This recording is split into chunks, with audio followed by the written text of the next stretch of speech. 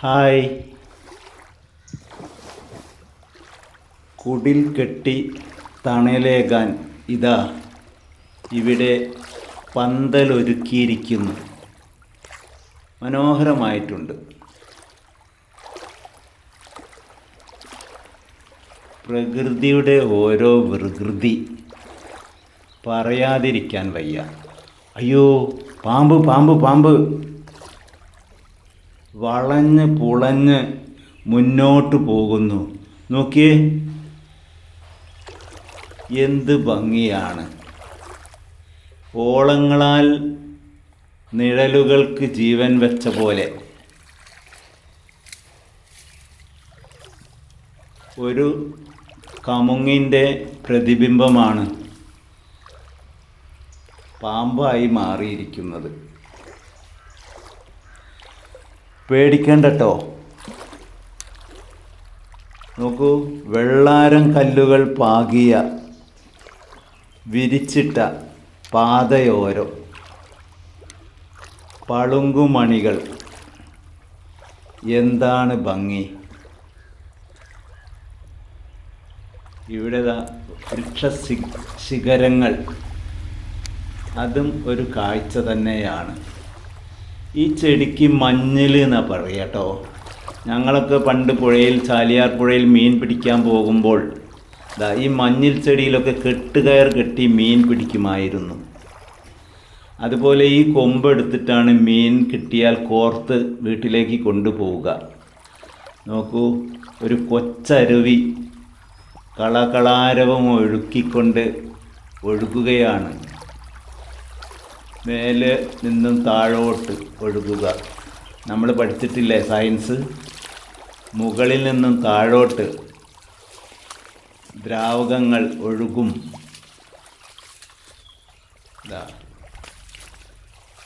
വിവിധ ആയിരക്കണക്കിന് സസ്യങ്ങളാണ് ഈ പുഴയുടെ നദീതീരങ്ങളിൽ വളരുന്നത്. ഒരു സസ്യ കലവറ. പ്രധാനമായിട്ടും ഓടച്ചെടികളാണ്. അവ പീലി വിടർത്തി നമ്മളെവരെയും തന്നിലേക്ക് ആകർഷിച്ചു കൊണ്ടിരിക്കുകയാണ്. സുന്ദരമായ കാഴ്ചകൾ സമ്മാനിക്കുകയാണ്. ഓടച്ചെടികൾ വളരെ മനോഹരമായി അലങ്കരിച്ചിട്ടുണ്ട്. ഇവിടെ നോക്കൂ, ഒരു പുല്ലാങ്കുഴൽ.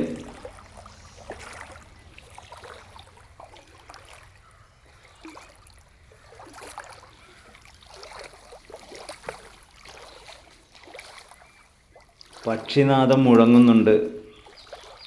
അഴക് കൂട്ടാൻ ചിത്രശലഭങ്ങളും ഓടി നടക്കുന്നുണ്ട്.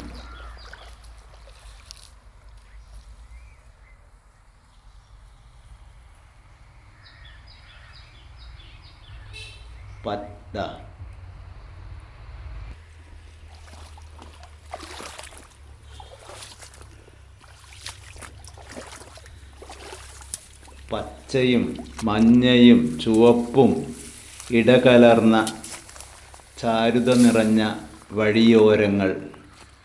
അങ്ങനെ കിലോമീറ്ററുകൾ നടന്ന് നമ്മളിപ്പോൾ തോട്ടുമുക്കം പാലത്തിന് സമീപിച്ചു കൊണ്ടിരിക്കുകയാണ്.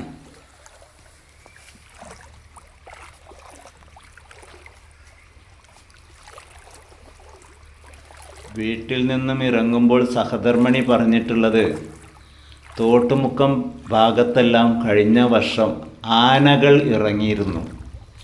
നാട്ടിലത്തെ ആന അല്ല കേട്ടോ, കാട്ടിലെ ആന.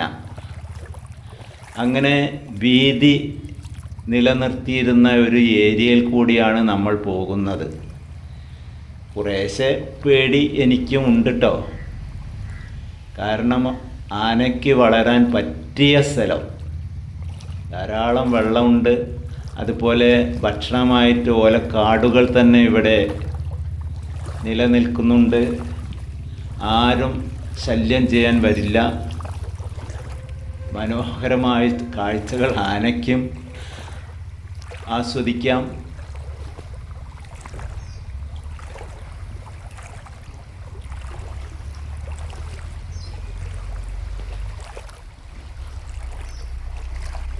ആ ദൂരക്കാഴ്ച തോട്ടുമുക്കം പാലമാണ്. ആ കോൺക്രീറ്റ് കാലുകൾ, തൂണുകൾ. അവ ആനയുടെ കാലുകളൊന്നും അല്ല കേട്ടോ.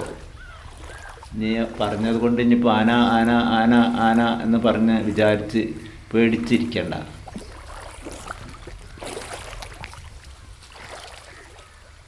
എത്ര മനോഹരമായ, നോക്കൂ, കാണാൻ അഴകുള്ള ഇരിപ്പിടങ്ങൾ ഒരുക്കിയിട്ടുണ്ട്. പുല്ലുകൾ അലങ്കരിച്ച് നിൽക്കുന്നു.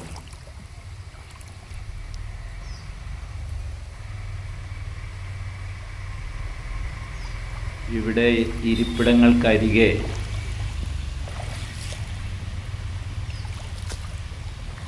കളാരവം ഒരുക്കുന്ന കാട്ടരുവി.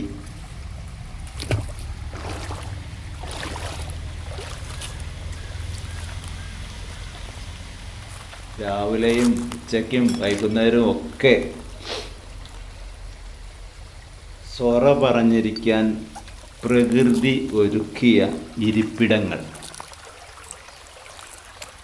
നല്ല തണലും അതുപോലെ നല്ല കുളിരും ഉള്ള അന്തരീക്ഷം. നോക്കുക, ജലകണങ്ങൾ ഒഴുകി ഒഴുകി ഒഴുകി ഒഴുകി താഴോട്ട് ഒഴുകുകയാണ്.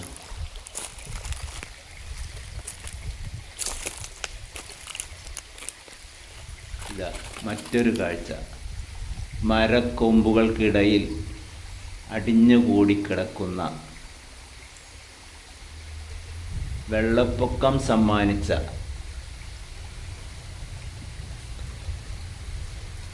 ഒരു വിറകുപുര മാതിരിയുണ്ട് അല്ലേ?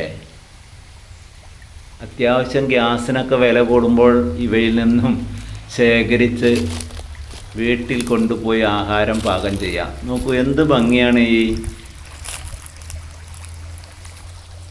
കൽത്തറകൾക്ക്.